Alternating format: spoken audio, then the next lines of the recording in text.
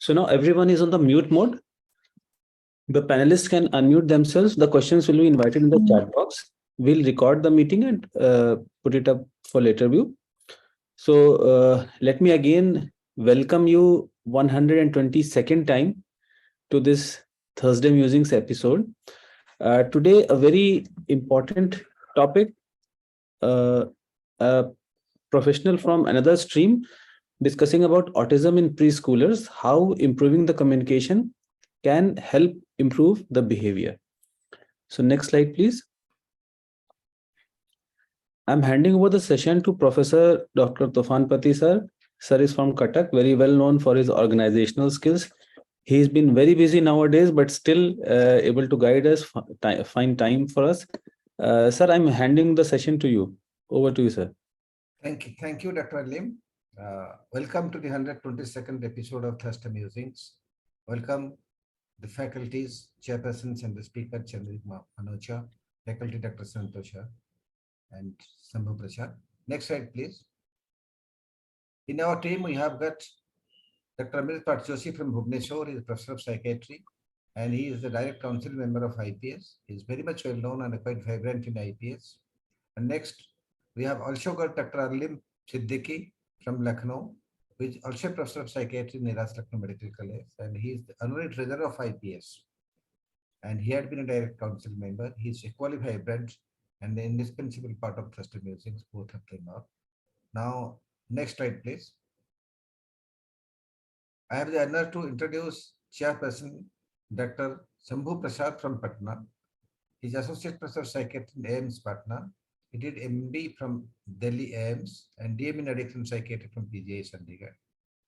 Affiliation is affiliate to AIMS Patna, Nodal Officer of De-Addiction Services in AIMS Patna, Organizing Secretary of 26th Annual Conference of PPS, Convener of Award Committee of Pataliputra Psychiatric Society, special interest in addiction spectrum behaviors. Welcome, Dr. Prasad. Next slide, please. We have got with us Dr. Asutosh Shah from Mumbai, consultant psychiatrist, Shah HN Reliance Foundation Hospital, Mumbai, studying psychiatry since 1999. Special interest, mood disorders, schizophrenia, dementia. Welcome, Dr. Shah, who keeps on studying psychiatry in spite of his busy schedule of practice and devoted to the faculty science. And now onwards, the meeting is handed over to the chairpersons. Please carry on. The meeting and the further proceedings are yours. Someone can introduce Dr. Chandrima, the other person can introduce the topic, and we'll move forward.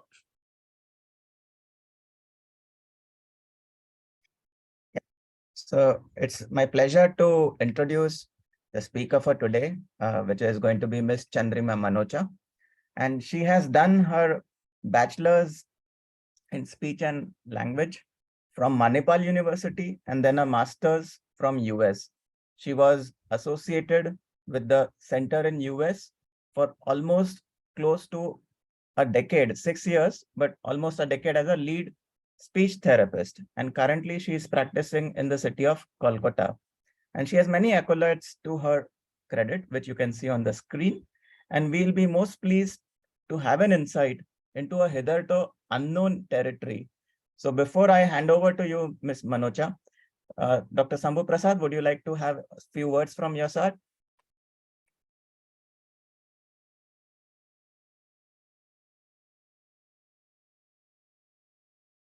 I think somebody should allow Dr. Sambhu Prasad's voice to be audible. If the organizer. Please unmute yourself. Please unmute yourself, Dr. Sambhu. Yes. Yeah. Thank you, sir. It was a nice platform to interact each other. And also I would like to thank Dr. Amrit Patjoshi, who has given me the opportunity here to speak about. Just for a brief introduction about the topic, as we all know that the autism spectrum disorder is a neurodevelopmental disorder that particularly affects the child at a very early age. That is around 3 years, the symptoms used to get arise. So if we take the intervention at a very early age, hopefully the children will be benefited, particularly with the speech therapies and the occupational therapies. As we all know that the autism spectrum disorder, particularly if we consider, is a disorder of communications in which the children were difficulty to communicate. The social skills and also the way they understand, it's somewhat lacking when they compare with the particularly a parallel age group. So they have some sort of deviant behavior in the form of repetitive of some voice or actions. They have been found to be involved in the particularly in that sphere of their life. If they get disturbed, they will be having a gross disturbance in communication or in their skills. So basically,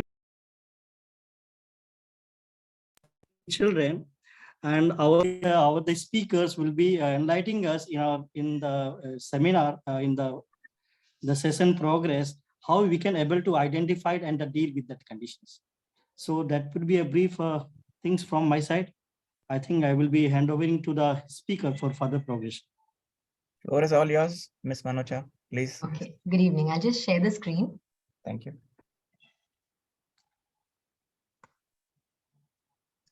So thank you for the kind introduction, and I thank Indian Psychiatric Society as well as the Thursday Musings group for inviting me on this platform. My topic, as it has been introduced, it's on autism spectrum disorders, and because it's such a wide topic, I focused on preschoolers and how improving communication can improve behavior. So because, I'm not going to go too much into the detail of what is autism or the identifying characteristics. I think I'm addressing a group where all of you know what is autism. We are all familiar with the, diagnostic criteria.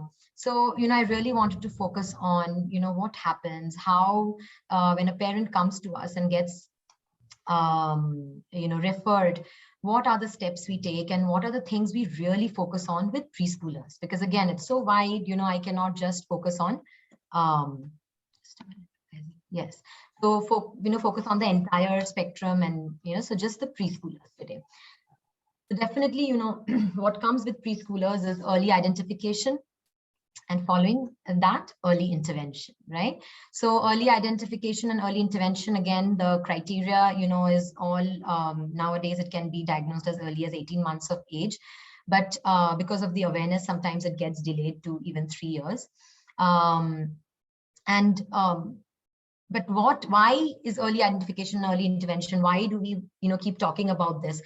It's the critical learning age, right? The age where their brain is ready to learn and grasp, whatever is out there. And that's because we are making use of the neuroplasticity or brain plasticity, where brain is ready to make new connections, learn new functions, pruning of a neuronal connection happens. So really making maximum use of this stage. But what we usually see nowadays, which I keep telling parents, and that's the, one of the questions I ask is how much screen time are they exposed to, which is shockingly huge, a lot. I mean, I've even heard parents say till 2 years, it was almost 7 to 8 hours. When a child should get sensory input, because that's how our brain, gets pruned and new functions are learned and new connections are made, through sensory stimulation, motor stimulation, visual stimulation, auditory stimulation. In nuclear family and parents working and screen time being the easy way out, children are really not getting proper stimulation at this stage. So I feel the characteristics that we are seeing is, more exaggerated now because of this, screen time, excessive screen time. It doesn't cause, I'm not talking about the causality of it, but it does impact the learning and the early intervention and the early, stimulation that the brain needs.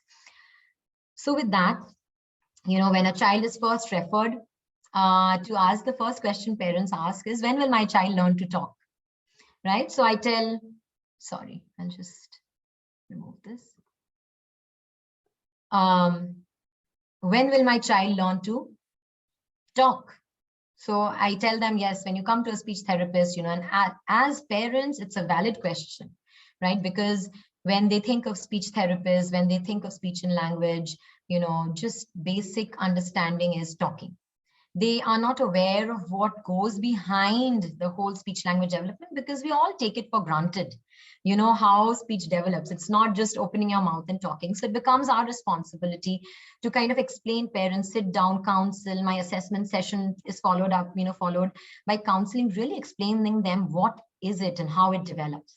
And this is where the whole language pyramid comes into play, where, you know, I talk about how it's a bottom-up approach, where the early skills are pre-verbal or pre-linguistic skills and early interaction, right? So pre-verbal and early interaction. I'm going to talk a little bit more in detail about pre-linguistic skills in a later slide, but it's basically through gestures, through our through actions, babies start interacting. And that is a very, very critical stage, because even without words, they start interacting just to get their needs met. And, you know, paying attention to, you know, their name being called, turning, you know, to the sound they're listening to, joint attention. You know, again, joint attention is if I'm looking at something, I'm making sure the other person also is, you know, looking at the same thing and are, you know, showing the shared interest. So these are the things, you know, I start talking to parents about, that, you know, the basic skills need to be in place for us to go up. Otherwise, there's a huge you know, lacuna or the hole that is created. And then the third step here is very interesting. It's play. A whole section is dedicated to play, and how much that gets neglected in a child when they get a diagnosis. You know, suddenly we start, you know, thinking, oh, they need to know that many nouns and that many verbs, and, you know, the play gets neglected. But that is the part where play, music, activities of daily living is what is used to really bring about their understanding. Because imagine being in a, you know, place where I don't know the language, I don't understand, they don't understand me. The first thing, through gestures, through any form of communication, I have to start understanding the world around me, right? And then comes expressive language or talking, but expressive language for some of these kids can also be not just verbal, but AAC or through written mode. You know, lots of modes are used, and we're going to talk about that later as well. And then comes how clear my child's speech is. But you know, what parents come to us thinking is first talking. So when they see this, they understand how, you know, gradual, sorry for the interruption, gradual development happens, and we cannot miss out steps. So when they see us playing, sometimes, you know, initially parents, you know, as we learn, right? We learn in our profession, you know, what the parent needs, and, you know, where the communication breakdown is happening between a therapist and a parent as well. And we keep growing in that area. And that is where, you know, I've learned that explaining parents what I'm doing, making them understand what language development is very important. Now, with that comes, you know, making them understand what is communication, right? Communication is two-way interaction between the sender and the receiver. And here I'm going to talk a little bit about the, you know, definition here, and I'm going to walk through that process of sharing thoughts, ideas, feelings, not just requesting. Sometimes, you know, again, we just focus on making the child request, but that's not the only thing that they, you know, that we are meant to do as communicators with each other. So two-way. And the third part, again, I've highlighted, because this is where the breakdown happens in ways that are commonly understood. So it's not just the child should understand us, but it's also we should understand the child. Both ways this understanding needs to happen. Otherwise, there's a communication breakdown. So as we can see here, you know, the caregiver is interacting, you know, communicating, and the child doesn't understand. And here the child is trying to tell us something, and the caregiver feels confused and frustrated and is not understanding. So this is where the communication breakdown happens, both ways. Now that we know communication, you know, let's look into behavior, right? What is behavior? How we act to make things happen. Very simple. I've really broken it down. It's simple because I want to show, you know, what I talk about when I'm, you know, talking to parents, because I think being in professional jargon, sometimes it becomes very difficult for us to get down to their level, to parents' level.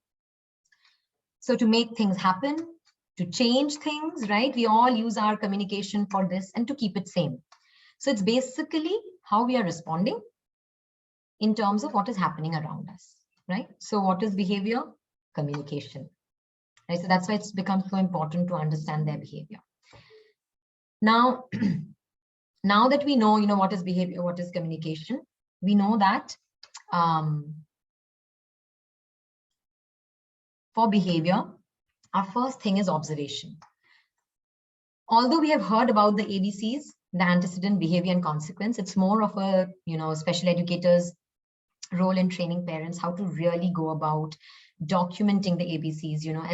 As speech therapists, we don't go into that detail, but it is good to know. So I put the slide up that, what happens before the behavior and what happens after, observing that really helps us figure out what are they trying to communicate. But sometimes the antecedent of the behavior may not be immediately just before it. It could be, bad sleep, and they have sleep disorder that led to a certain behavior later. And so parents are a constant, that discussion between parent and therapist is so important for us to know these things. And whenever a child is having a rough, day, I would ask a parent, is everything going okay? Is there anything that has changed in his routine or anything you want me to know? And that gives me a clue into, thinking what to do next.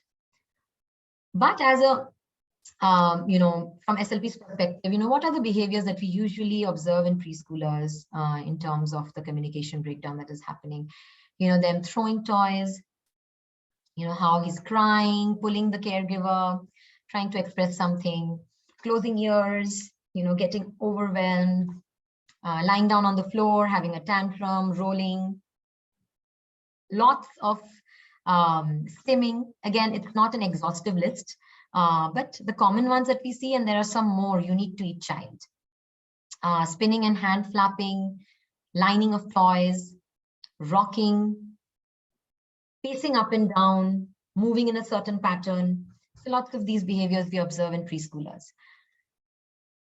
Now that we observe this, our question should be why, right? Why are they doing this? Because they're trying to communicate. So now let's look into their mind. So I tell parents we are mind readers, and they are good mind readers. It's just that they don't know. Sometimes they get so focused on the behavior as such, they forget to really start reading their mind. So I tell parents, you're already mind readers. They're trying to tell you something, you already interpret and do it for them, right? So we have to now just start thinking about it as well. So let's look into their mind, about the behaviors I just talked about. We're going to just look into the, start thinking about what is the child trying to communicate? Throwing of toy, what could he be communicating? I don't want to play this now. Now, I'm sure that there are a lot of you who have maybe preschoolers, they're your kids, if they have been in, preschool, that age till 6 years of age, 7 years of age, where I'm sure you have a moment where you have taken out a toy and they didn't want to play it. And they have expressed, I don't want to play this now, or they just walk away, right? It's a very natural response. But unfortunately, as soon as the diagnosis comes, we forget they are kids. We start just focusing on, no, they have to be made to sit down and play with this because we are teaching now. But we forget they are kids. They might have the same things that other kids are trying to tell us, and we are just missing that communication. So I don't want to play this now. Now, the examples that I'm giving you may not always be what they're trying to communicate. So I'm constantly like real-time observation is going on in the session. Or when I hear, when parents come and tell me, we do a lot of brainstorming as to why it could be happening. Here, the next picture could be, I can't explain what I mean, how frustrating it can be. I'm just trying to tell you something and you're not just getting it. Or I'm just not feeling well. I'm tired, right? This has happened too. A child had come to my, center, and so she uses AAC. She's a little bit, older than preschool stage. So she uses an Avaz app, and she usually is very good in, showing us and communicating using the app. But that day she was very inconsistent. And so mom usually goes to asking her, this is how the mom is mind reading. So she went to the feelings page and asked, how are you feeling? You feeling happy, sad? She kept showing sick. And mom is like, no, you're not sick. You're fine. You're not sick.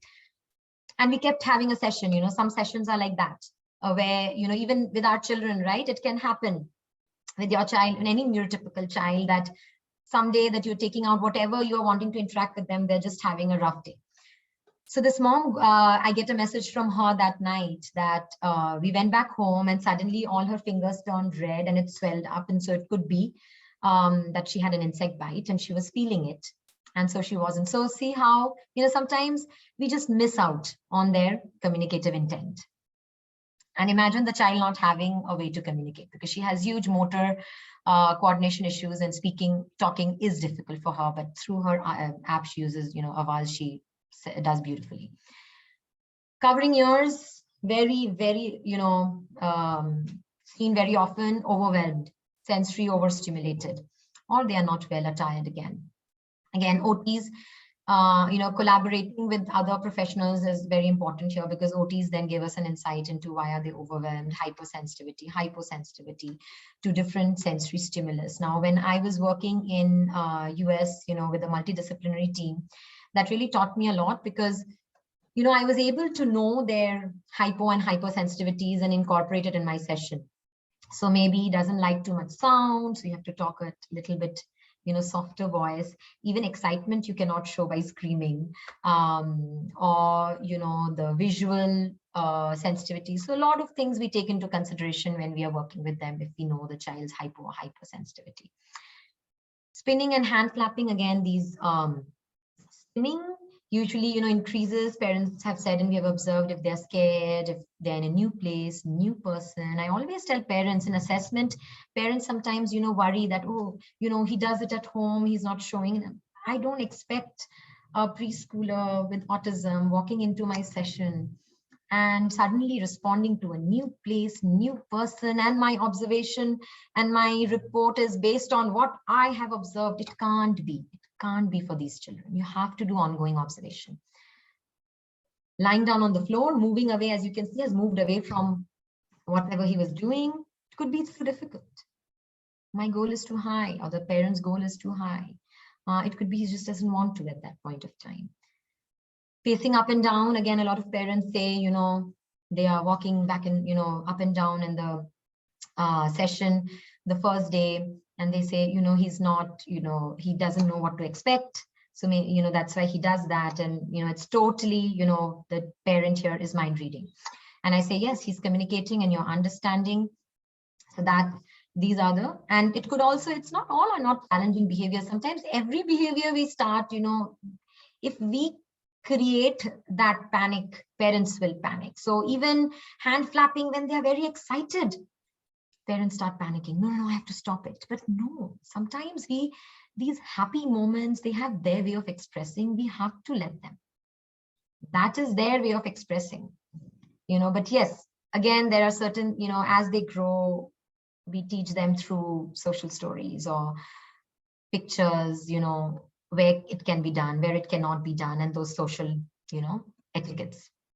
So here, jumping up and down, flapping, going and hugging somebody, they're very happy, they feel successful. So many times I have seen, kids with really challenging behaviors, if, in session, we were able to connect and, we were able to really understand what he's communicating, and we do parallel talk and he's really understood, he would come and, just rub his, her cheeks, or, just give a hug, and the mom says, oh, this is the way of showing he's happy. Or they would come touch our chin, with their hand, and, moms know, parents know sometimes, why they're doing it, who they do it to. So, different ways of communicating, right? So now we know that all these behaviors, they're trying to communicate. Now, how do we improve communication to work on these behaviors, right? To improve their behavior is our next question.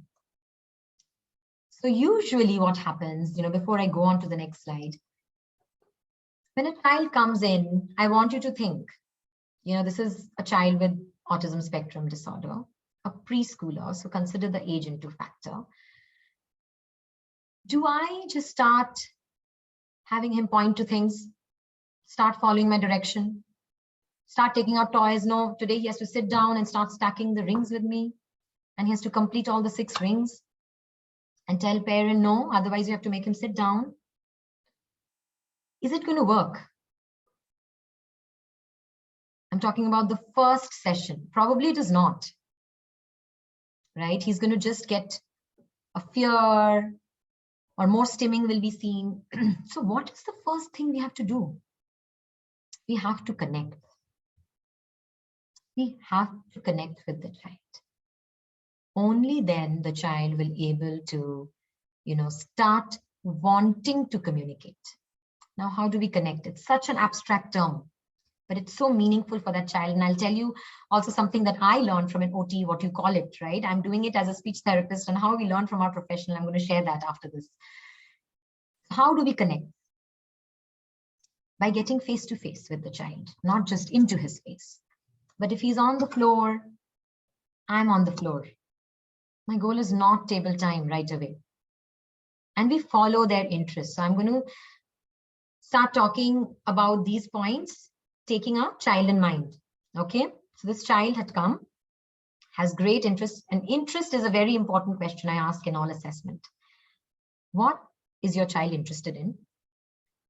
In what things does he laugh, giggle, and you can really connect with your child? And parents always have things to come up. Unfortunately, lately, because of this COVID situation too, mostly parents start saying phone. And that makes me really sad. But when you really dig into it and you ask more questions, you understand our traditional games of tickle and horsey, ghoda ghoda, and all of this, like parents, throwing them up in the air and catching. They're still favorites of kids, because that's how a child learns and connects, no matter what diagnosis you have. So this child, parents had told that he's very, very interested in train. Now, this term is used, obsessed, but I will not call this obsession for a preschooler, because all preschoolers have something that they are very, very, they are in love with. Could be trains or cars, any neurotypical also. So when I think of preschoolers, I don't use the word obsessed, right? Or obsession of train. I say, what are they really interested in? So this child was really interested in train. And first session, I told the parent, please bring in his train in a new setting, new person. A secure thing is my train. They always look for something that they feel secure with, right? So he brings his train. Now, what do? Should I just start playing? Oh, this is my train. Let's take turn. Again, he's going to feel that somebody is getting into his space, right? Probably he's going to move away and not even want to play with his train. So let him play. Observe how he's playing. Get down on the floor. Give him some time to just get, used to this setting. And then make it fun. How? Again, not by taking his train. Still no.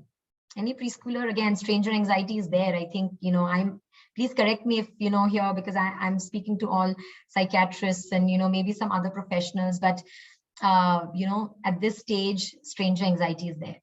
They don't want always people to just take away their train, their favorite toy from them and start playing. So, observe when he's playing with train, I can make the sound. A lot of times the child will just look briefly. So make it fun. Use simple language. The train goes. Simple language, repetitive.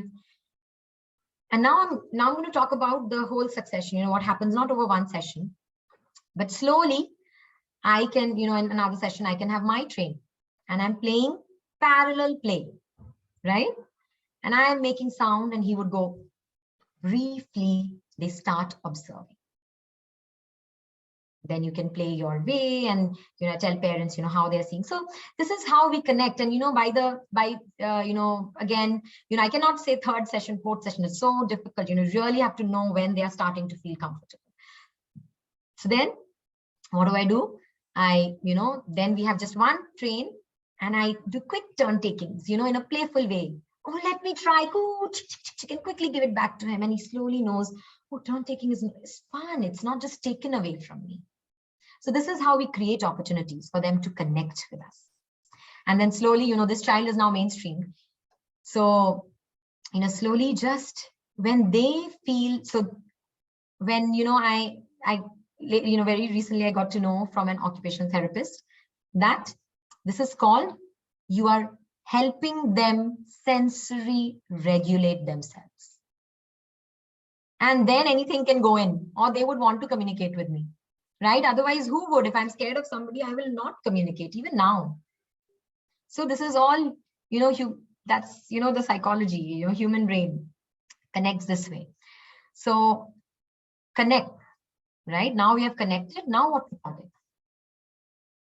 And again, I'm talking about basic beginning because there's so much otherwise, I can talk about. Pre-linguistic skills. That was the bottom part of the pyramid that we saw in language pyramid. So what are the pre-linguistic skills? This is a beautiful picture of what is pre-linguistic skills. See the way, they are positioned, they're sharing same interest, and, there is a connection between the parent and the child. Eye contact, right? When we think of eye contact, it's not look, dekho, and you're holding their head to make them see.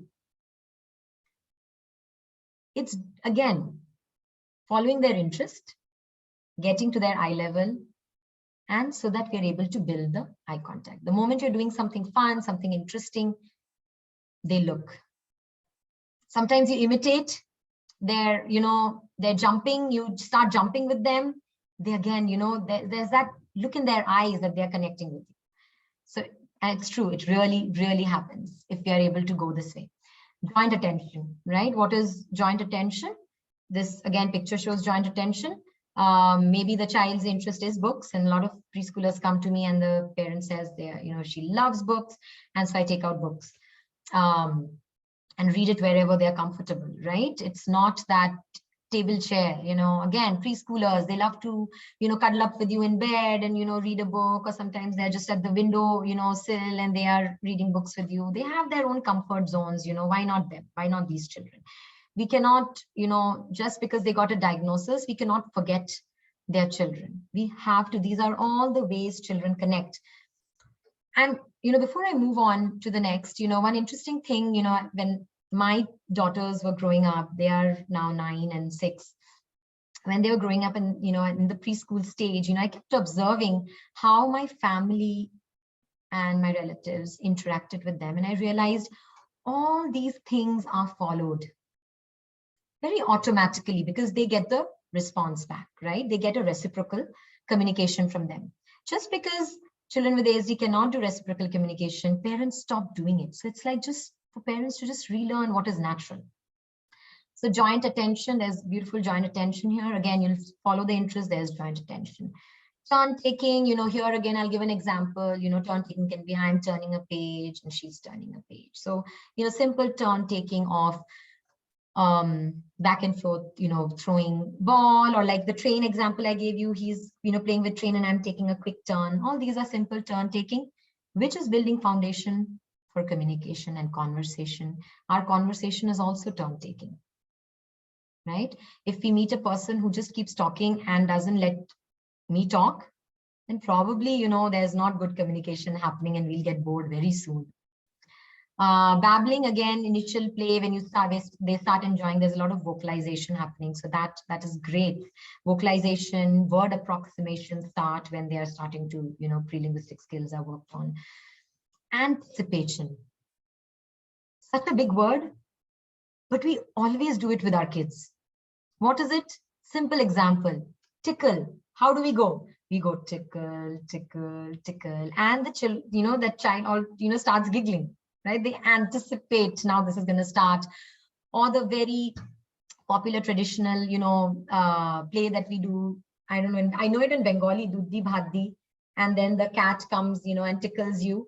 But I think it's there in every language. I've heard it, I'm in a Punjabi family now. I've heard it in Punjabi, there's a play of that. So lots of anticipation, bubbles, anticipation building would be really creating the excitement in them. So, I would go 1, 2, 3, blow, and then I would blow the bubbles on their face, and they wait. When after 3 I wait, they wait, they anticipate, they look. All those pre-linguistic skills just come when we're able to establish it in the right form. Again, gesture, we're going to talk a little bit more about that later. Different form of gesture use. Simple gestures, eating, sleeping, come, nahi, and you're seeing me, I use a lot of gestures, I think Zoom, the gesture gets limited, but I keep talking using my hands. And sometimes I have very funny moments where, at the end of the session, I'm talking to the parents, telling them, giving them feedback about the session, and the child is at the window. I have a window which all the children love. They look outside. So they, when they start seeing me use this hand gestures, brief moments, they will look, or me using an animated voice while talking to parents, they always stop and look. Pointing, again, very basic skill, but mostly when I ask parents, even when they say ki, first year, we really did not notice anything. In the first 2 years, 1-year-old and 2-year-olds, we have not noticed any skills. They were developing fine. Usually when I ask, did they point? That's usually a missing point there. Excuse me. So pointing is missing in these children. Imitation, again, a huge marker. Motor imitation, imitation of household activities. Such basic way we can work on imitation. I have a bad cough, so please excuse me.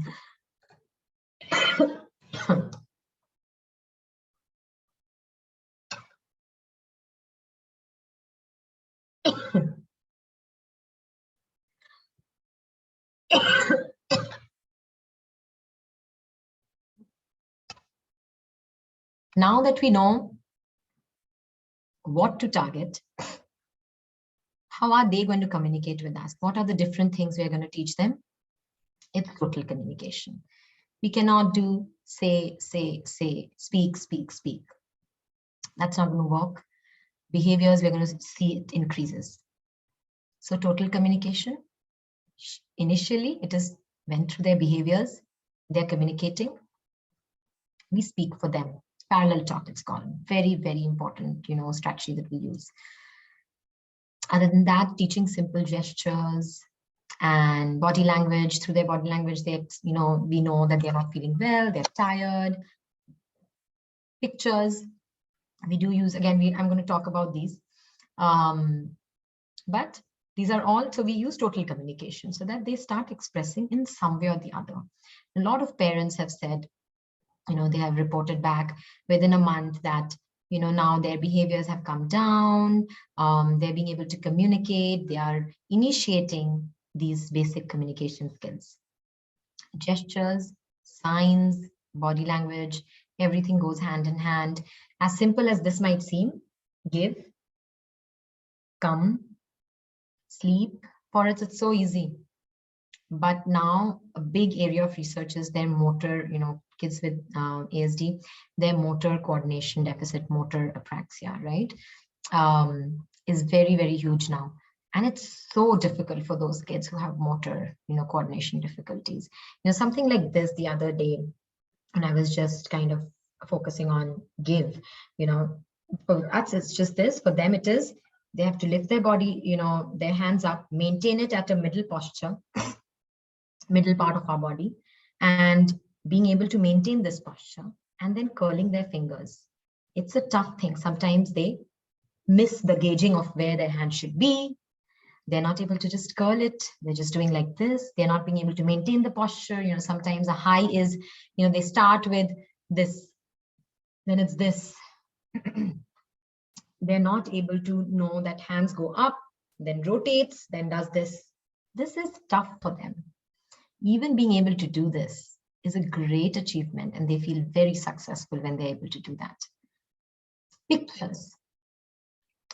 And sometimes pictures are used as just flashcards in the beginning, but I think what pictures should be used as is very basic things. Like this first picture is, window and a mother. And this is one of the moms who does it at home. And, she had sent me. Window picture has been attached. And, whenever they're going to the window, mom is showing the picture, labeling it, so that kids just know that things have name. Picture object association. We do it at table time. Why? Objects are all around them that could be labeled, and simple picture object association starts so early. And they're understanding, immediately parents say they understand more now. They're understanding what I'm saying. Simple schedules, we do a lot of schedules. I'm not going to go too much into detail. Again, picture use and the visuals in autism is another completely different, a huge topic to talk about. Picture schedules, great for them to predict, to make their routine predictable, and also help them in transitioning smoothly, right? If there's a change, putting another thing and showing them that today, instead of this is going to happen, just reduces their anxiety. And when you listen to adults with autism and how they explain how change of routine seems to them, you will understand it's so tough for them to accept a change. Choices, we give them, choices of objects or pictures that makes them an active participant in our communication. Why? Something as simple as, if I want to give them, suppose, let me just pull out a pen, right? A pen. And I say, look, this is a pen, I write with this. They may not even be interested. So no attention, no listening, no learning. But the moment I, give them a choice, which one do you want? Automatically they, initially when they don't know, they will randomly choose, but they start thinking and choosing as soon as they realize I get what I want. So again, an active participant, right? It's not just passively something is given in my hand and I'm playing with it. It's an active participation. Picture exchange communication system is used very often, but I sometimes don't just use the word PECS because it's a very standardized protocol of working on it. I say visuals in general because I use pictures in different forms, and also for communication for kids who are really having trouble with even gestures. Some kids have really, motor coordination difficulty that I cannot get them to do gestures, and then, picture is what, you keep going then. And then social rules, teaching them social rules like no hitting, waiting is so tough for them. It might seem, but we are verbally, parents say, but verbally, we are always saying, wait, we have to wait. But that is maybe over auditory, too much of auditory stimulation. But just a picture, constant reminder helps them just be settled. And this has really helped a lot of kids in my, when they come to my setting as well. There's not too much wait. Usually it's like 10 minutes, not beyond that. But children who have difficulty, I tell parents to carry the weight card with them, and it really helps. Word approximations or sounds, usually very early on, we do fun sounds. We have to think of, again, neurotypical babies, right? What do they start with? Animal sounds, moo, cat, billi kya bolti hai? Hum log aise, we start this way, right? What does a cat say? What does a dog say? This is what other children learn. Then why do these children have to learn 10 nouns and 10 verbs and know all the names of fruits and vegetables? Is that what neurotypicals learn first when they have to communicate? No, it's for their basic needs, things of their interest, ball, car, Ghumi jana hai to if they want to go out, rhymes, vehicle sounds, animal sounds, these things. But one thing, I've written in block is do not ask them to repeat. We do not ask them to repeat because that's just not going to work. It's creating the interest, making it fun, that's going to make them to start trying these sound-like productions. Now we know, okay, how they're going to communicate with us. What are they going to communicate to us first? Request, meeting their basic needs, right? Give, nahi, open. These are very basic requests. They have to do more if they want something. Either we can teach through gestures again. I really, as we are working with the child, I get to know what I'm going to work on in terms of what mode to give them for that. Reject and refuse, no, right? First, all toddlers, the first favorite word of theirs is, any neurotypical, no. You want to do this? No. You want to go here? No. So why not them? They have to be able to refuse and reject. That is the basic right. That is their, I think we call it the egocentric stage, where it's all about them and, starting to feel independent and showing their independence in, some aspects. Gain attention, being able to gain their parents' attention. A lot of time we say attention-seeking behavior, teaching them how to gain attention. Share interest. They are not going to call you and initially and say, come, mommy, see, I like the trees. They're going to look at it and stare at it. And as parents or caregivers, we have to follow their interest and start looking at it and pointing while they're looking and naming it. They're sharing interest. And they love that when others are able to share their interest. Share feelings. If they're hurt, going, you got hurt here. Ooh, and we are sharing their feelings, that they got hurt and showing them simple ways of showing that. Such simple things, but so important for those parents. Because when they learn, they come and say, this might be a very small achievement, ma'am, but this means a lot to us. Now, everything we have spoken about, I'm almost done. So, I hope I'm not stretching time. So till now we were saying, what should they do? What should they learn? How should they communicate? But we cannot forget, how should we communicate so that we are not overwhelming to them? Sometimes when parents, we say that you have to give them language stimulation, then it becomes like a running commentary. And child gets overstimulated, right? So how should we communicate? Using a lot of gestures and actions, as you can see, it's now in my blood. I mean, I just cannot talk without a lot of expression and gestures and keeping language simple. So something like, complex language with them would be, we are going out, come, let's put on our shoes, I'm going to open the door. Too much. But simple like, let's put on our shoes. And, they put on, okay, now we are going to open the door. And as I'm giving simple language, did you notice something? I slowed down, not in a robotic style, like put on your shoes, but in a very natural pauses. But we have to give pauses. After a sentence, I gave a pause. Why? Because they have difficulty processing. They take time.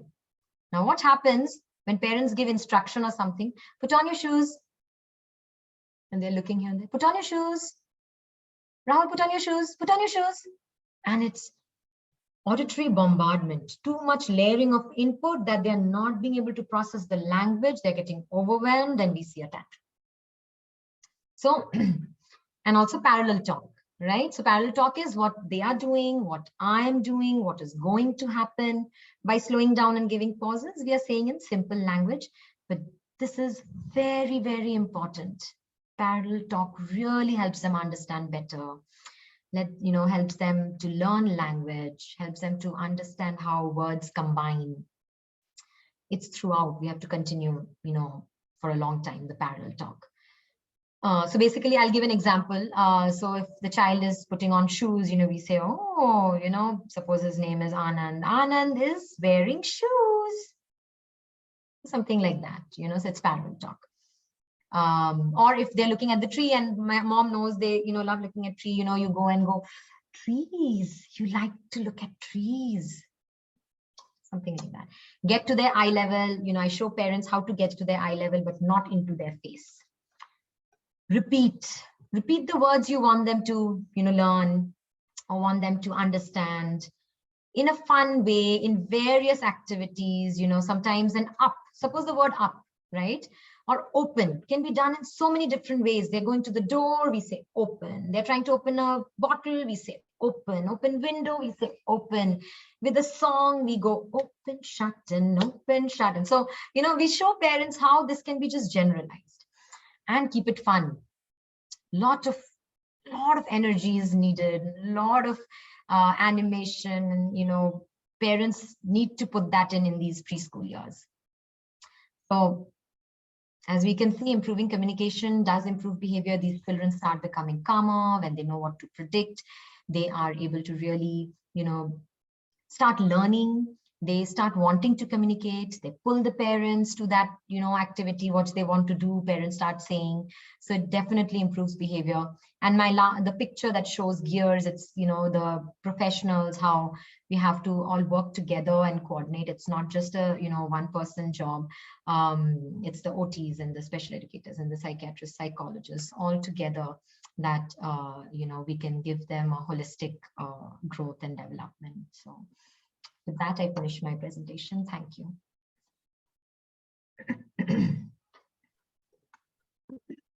Thank you so much, Chandrima ji. Very, very nice presentation. Thank you. Very lucid. Over to chairpersons for their opening remarks.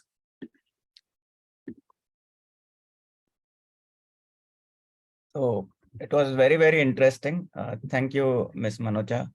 Beginning with the entire language pyramid, then the basics of communication and how you are trying to improve the understanding of what the child wants, not just through verbal, non-verbal, using a lot of gestures. And in fact, a lot of things you said is often taken for granted. Let me be very precise.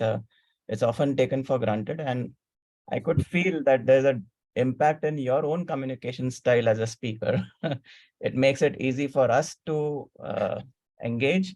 I never realized that it's almost 50 minutes since you started. And I would like Dr. Prasad, his comments. Thank you. Yes, so you have rightly said that the madam has given a very, very nice way how we can approach to our client, our children and the parents. Particularly the parents were very much, they have been shouting how they can improve the child in a very short duration. But the thing is that we have to understand that it requires a very fine skill to understand the children behavior and how to communicate with them. So connection of the children's with their emotions, with the behavior is very important. That is also a very big task, because sometimes it's very difficult to teach the parents, because the parents were so much worries about the children. So it's very difficult to, and also their concern, how they can improve in a very short while, what will be the future of the children, whether they improve or not. So that worries is also triggering the whole scenario. Yes. So the ma'am, you have rightly says how to communicate, how to connect with them. What are the pre-linguistic skills that we have to develop in the child, and also the outcome the child will have. That is also a time bound, although the responsive with the child will be very different depending upon the comorbidity. If the patient has another comorbidity like mental retardations or ADHD, obviously the treatment will be delayed. But the thing is that this is the way we can approach to our children. Yes. Very nice, ma'am. Thank you. Thank I you. will Thank you so much. invite Can you stop the screen share, please, so that everyone is Yes, visible? yes. So please post your queries in the chat box. Amrit? Yeah. So first of all, let me thank for a wonderful session. The fine skills which Dr. Sambhu was speaking about, what Dr. Astur is speaking about, are so important. We tend to think that they have communication issues. I many times think we have communication issues. We think the way we are dealing with them is the perfect way, and that's how they should respond to. So we get a newer perspective. So there's a question. We'll start taking questions, Dr. Ali. Ask the Yeah, I think we chairpersons. can. If the chairperson is allowed. Please. Yes, sir. Go ahead. So somebody has asked you to explain the language pyramid once again, if you will be kind enough for that. Okay. Should I share the screen, or should I share the screen? Yeah. It will be better if you share the screen once. Yes. Let me just go back.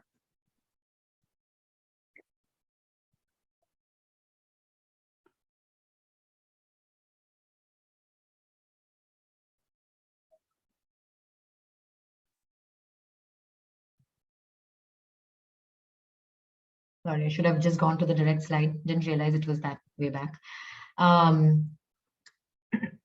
So language pyramid, as we can see, it's a bottom-up approach.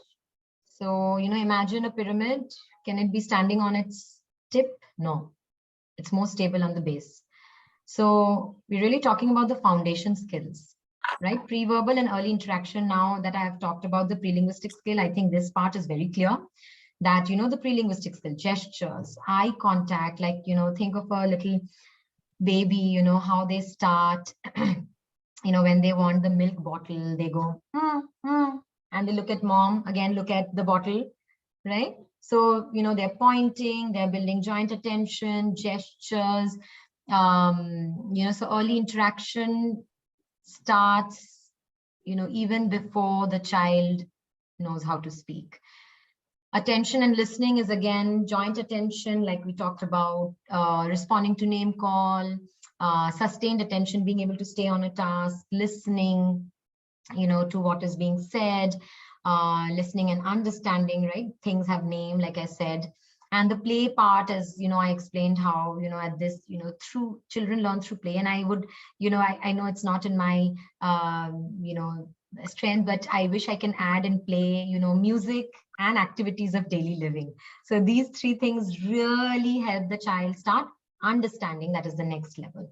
So understanding is so important, when parents start saying that, oh, now they're understanding what I'm saying, they're understanding simple instructions. And instruction is not just, to test if the child follows instruction, touch your head, point your nose. No, it's like, come here, sit down, let's open the door. Simple day to day that makes them an active part of the interaction, which we forget. They almost are non-existent sometimes. Parent just told, just said, I want to thank you that you had told, include my child in my conversation. So something like, if the help comes and asks, what will the child like to eat? The mom goes, oh, I think he would like, like a sandwich now. So now the mom says, I stop myself and I look at my child and go, oh, don't you like sandwich? Although the child is still non-verbal and, we are working on his, challenging behaviors. Won't you like, I think you love sandwich, don't you? And then you can say, Didi, can you please make a sandwich?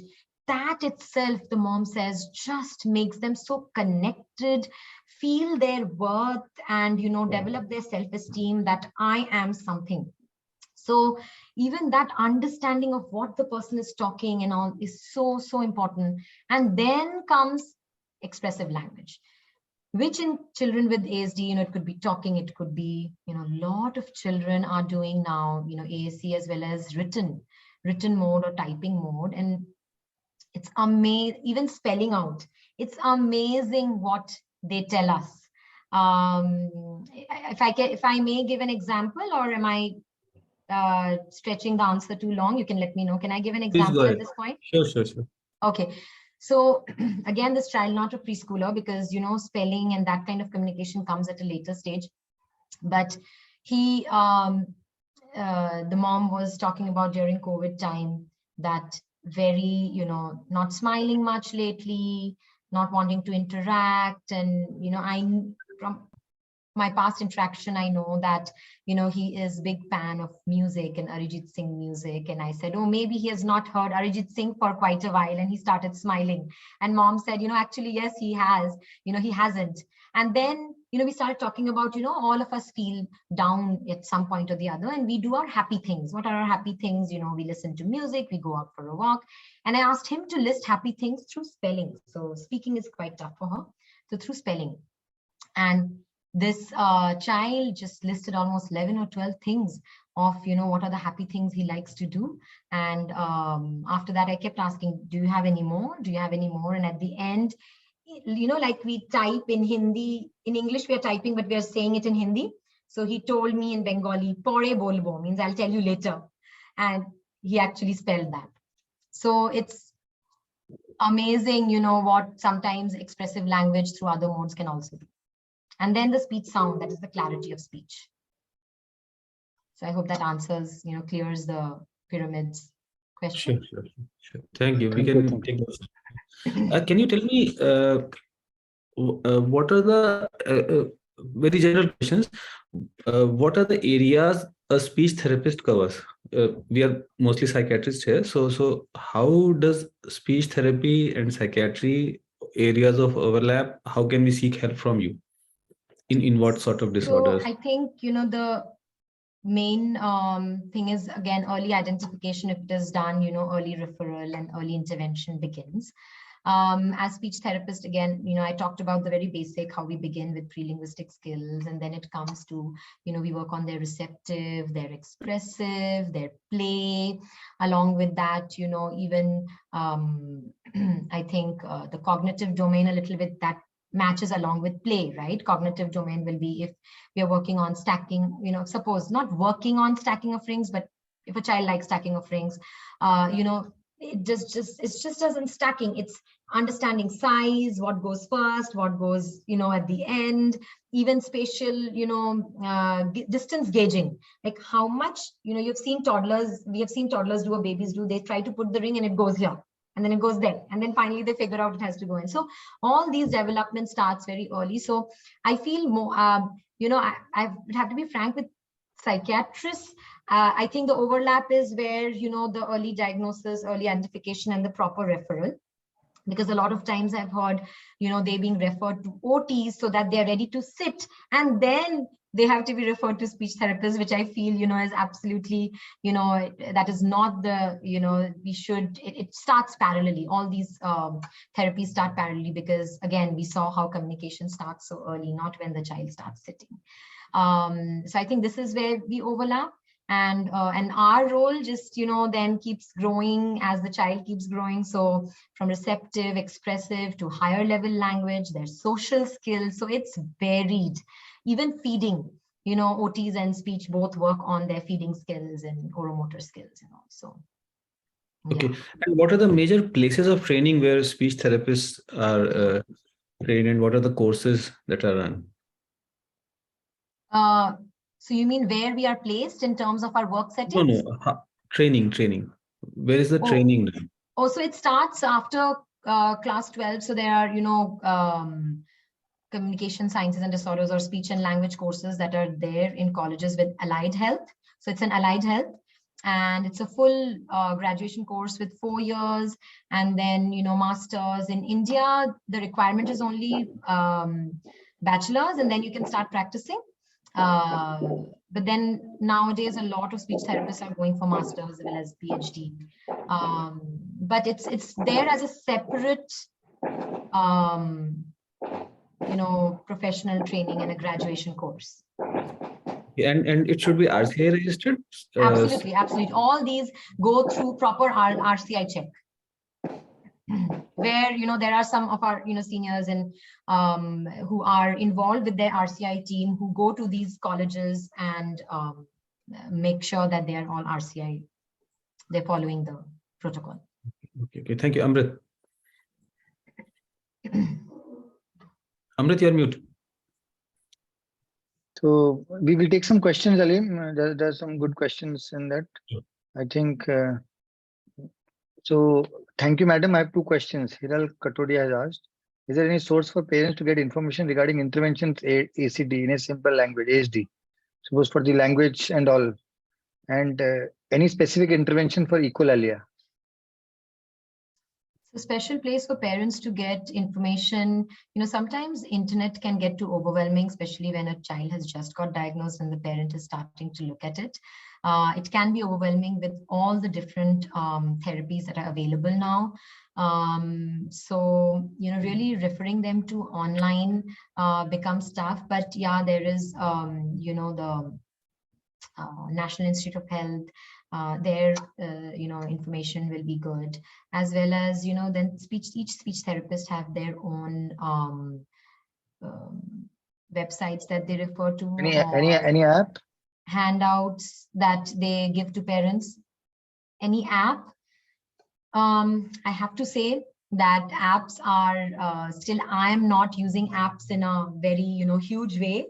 So I still take inputs from parents, and I'm still looking at what are really, because the very good apps are all chargeable. They have a price, and then parents then they kind of hesitate.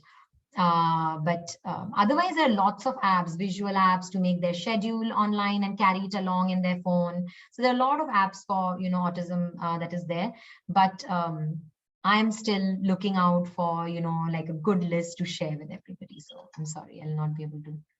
And the second part of the question was any intervention for echolalia? So echolalia again itself is a whole area of communication.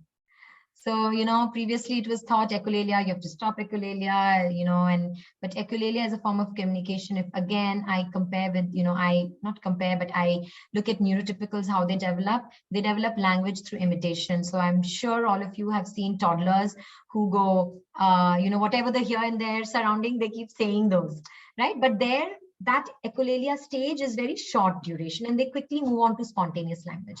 But for children with ASD, their echolalia is to learn language. And there, again, when I talk to parents, where the children have echolalia, I try to show them why they're communicating. It could be one, sometimes, again, just a minute.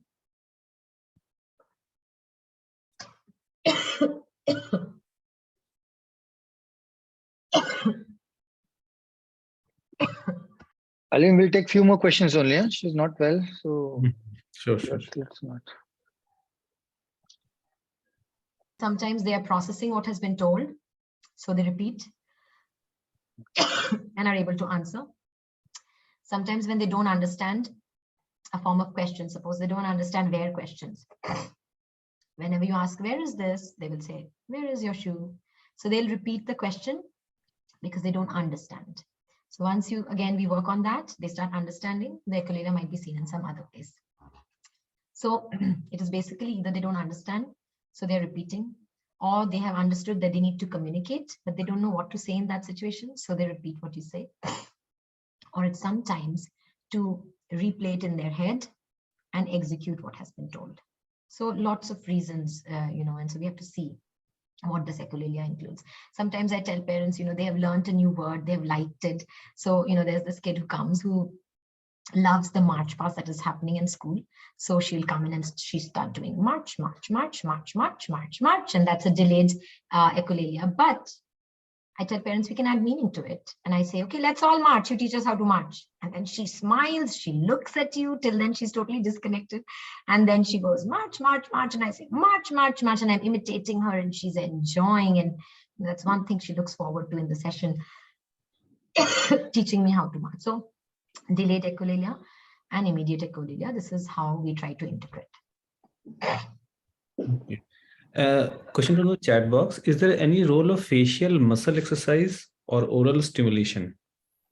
And if so, up to what extent? So this is it is definitely uses there. Again, controversial, lot of, it is how we use these methods.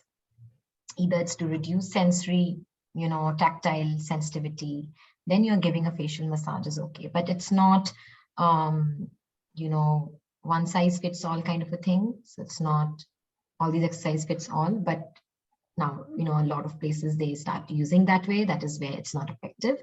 So yes, oromotor does help, but we have to see it's the motor coordination. I try to explain parents. So we cannot say sticking your tongue out, doing this will help you start talking. Because do we have any speech sounds where we stick our tongue out? No. So it's almost saying that if you sit here and do this movement every day for 30 days and, press with your leg the brake, then you will learn driving. Can we do that? Does our motor learning work that way? It doesn't. Then how will this movement start making you talk? How does that motor learning happen in a different way? So I explain parents and they understand, some exercise, you have to understand it is, maybe you're working on imitation, that's okay. But you cannot say it will start making them talk. No, it's almost like, if I'm doing this, arms up, arms down through rhymes or through, it's teaching them gross motor movements. It's not teaching them to write, which is fine motor. Writing only can teach them writing. So this is where the misconception happens. And that is, I thought, just putting this in front of you will make you understand that yes, oromotor exercises are there and we work on that, but it cannot be placed that way. It cannot be said that way. Suppose the child is able to make some voices, but not consonants and vowels. So how do you help them? I think it is So a that is where the quite a- imitation starts. We start imitating their vocalization, and then they see the fun of imitation, and slowly they feel encouraged. So what happens is when they vocalize and there is no reciprocal or there is no social reinforcement there, then they stop. So, because we don't think it good enough, maybe because they are a 4-year-old then, right? But a toddler making that sound, we will all get super excited. So I tell parents, it's almost like, you have to be super excited and, you have to imitate and do back and forth. And then that slowly brings about some sounds, like I was talking about fun sounds. So kahin na kahin pe, some word then comes up and then we start working on that. So for example, a child really loved, didn't like stacking rings, but loved when after stacking, I go 1, 2, 3, dhum, and I make it fall. And his first word was dhum. It was just very easy for him to say it out. And the mom, still says that his first word was dhum. So you just never know when that word emerges, and then they feel motivated and then they start trying more. Okay, someone from the chat box. How do we give any therapy to a 2-year-old kid who is not even responding to name and not ready to sit with a stranger? Yeah. So, again, that's a very nice early intervention stage. But if our expectation is stable chair, of course, it's not going to work out. But on the floor, really following the child's lead, wherever the child takes you. Think of any neurotypical 2-year-old. Wherever they take you, you do, right? So best, if I say the most ideal situation there is work with them at home. But because, home intervention, again, not every time it's possible here because of the distance and everything. I do a lot of parent training and in session, starting with their area of interest, like tickle games, peekaboo, like very basic, getting on the floor. I'm always on the floor with them, following them wherever they go and catching on to what they love. So for example, this child, I had taken out a car, but what happened is he would just go hide the car next to a cupboard and go and see if he can see it from this angle and then from that angle. And that's what we start doing. Oh, Charlie, we found the car. And then he would laugh. And then he would see if when he's crawling to see the car from the other end, if I'm crawling with him. So this is how you engage with a 2-year-old. It's like with any 2-year-old. Harim, just one question and then will hand it over to the chairpersons. Madam, in the last 2 years, have you seen there's an increase in the number of children with speech delays, social delays post-COVID? Are you seeing a rise in the number of children who are coming to you? Yes, And at screen even time, more at the challenging screen time. behaviors. Sorry? And also at screen time to this question. Yes. This is where, right? The children who are born just, during the COVID time, as you can see. So what is happening? Screen time, parents were busy. Again, language stimulation was so less, sensory stimulation, all these multi-sensory input is so critical at this stage. And that went missing. So yes, and challenging behaviors has increased because, they were at home. Children with ASD were expected to sit at the screen and focus and do things. Very tough. As it is, it's difficult for them to connect with us. And then on video, connecting with somebody is very, very abstract for them. So yes, it has. More speech delay, but, sometimes a lot of them I've seen is, just a, delayed speech and language or delayed expressive language, and they've been able to get over it through proper language stimulation or going back to school. But then a lot of them, just like any other time also, but here now we see it more because of the 2 years being at home. Thank you, ma'am. Over to chairpersons for their final remarks and then to Tufan Pati, sir. Please unmute yourself. Sir. Okay. So very, very interesting, completely new domain, at least for me. And it gives me a new insight into this particular aspect. So thank you once again, Ms. Manocha, for taking the time out and educating us all on such interesting topics. Thank you once again. Thank you. Thank you, ma'am. Thank you so much that you have given us so much detail and also the way in a very simple manner how we can approach to a children.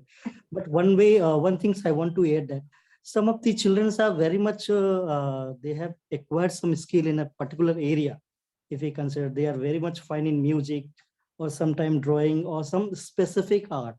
So if you learn, if you understand the children, then we can emphasize this behavior, because this Yes. can also help in the building their boost up, and also in the future career also, because they have been very fine in music or sometime drawing or fine arts. So that's behavior need to be emphasized. Yes, long and more acceptance of them in, everyday setting, I think, is now the thing that everybody's trying to, spread more this word, that more acceptance. And Because, one more a lot of adults with autism have said that, and again, I will end it with a very interesting thing I learned from a child. It's all learning process, right? We all three are learning, child, parent, me. This child, we were trying to teach him how to be okay not winning a game. He was an older kid. I was in US then, and very bright child, but very difficult, in terms of social interaction for him. Had great difficulty. And we, a special educator, me and a behavioral therapist, all of us together, we used to run social skills groups there. And so our goal was, training him, and we did social stories. We explained him how he should be okay and say it's okay after losing a game. And he held it together all throughout. And the moment mom entered, suppose his name is Ravi, I'm just giving a name, and he just, dashed towards the wall. And he just put his head on the wall and he said, "It's so difficult to be Ravi." So we have to remember that child just that day just opened up a whole different thing in my head, that there's somebody else in them and we are making them trying to be, like us. Neurodiversity is what that child taught me what is neurodiversity. They're like, okay, whatever you're trying to make me, it's so tough to be that, it's just me, somebody else inside me. So, I think, we learn so much from each of these children that we see. It was an eye-opener for me.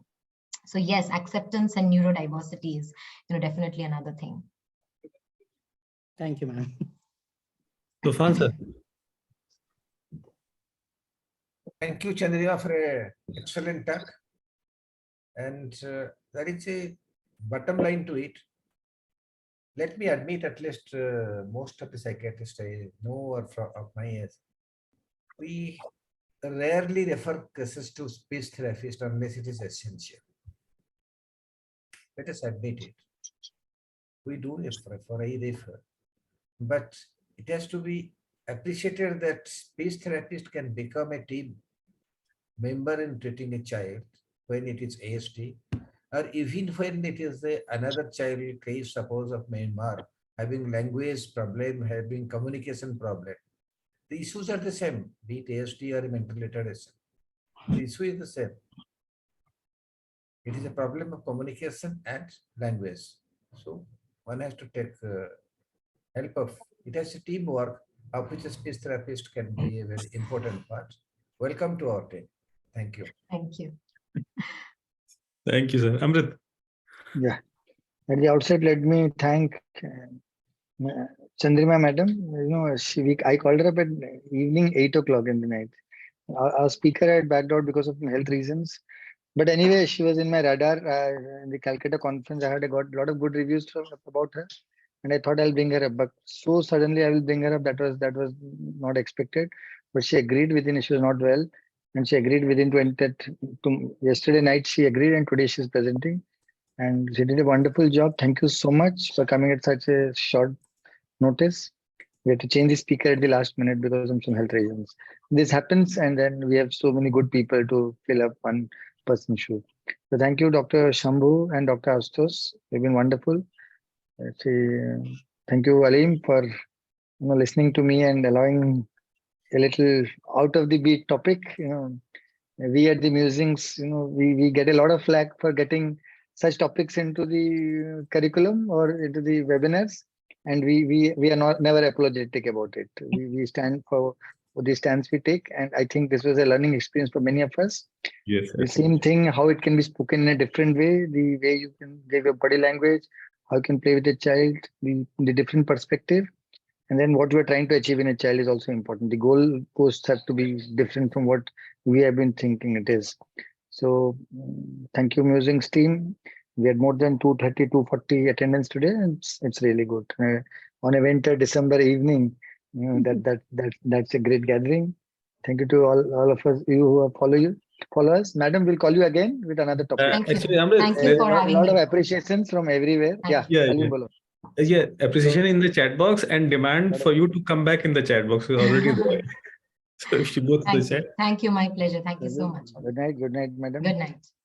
Good night, everybody. Good night. Thank you. Thank you so much, all of you. Thank you so much. Good night. Have a nice sir. day. Bye. So closing the meeting with your permission. Okay, sir. Please.